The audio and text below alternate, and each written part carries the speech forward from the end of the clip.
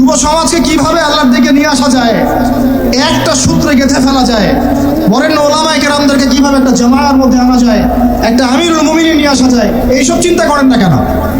7টা বিয়ে জায়েজ না জায়েজ এটা নিয়ে আপনারা প্রশ্ন করেন, কারণ হচ্ছে ভাইরাল ইস্যু, মজা লাগে, উত্তর আপনিও জানেন। কিন্তু সুদ দিয়ে যে মায়ের সাথে জেনা করতেছেন এই প্রশ্ন করেন না কেন? বিয়ে শাদী নিয়ে প্রশ্ন করেন, দিন কায়েম নিয়ে প্রশ্ন করেন না কেন?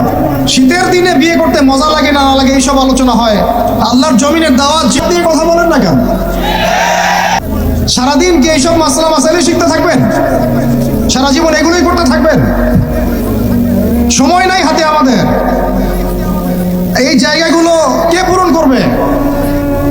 এই জায়গাগুলো তো খালি হয়ে যাচ্ছে দিন দিন, কে পূরণ করবে?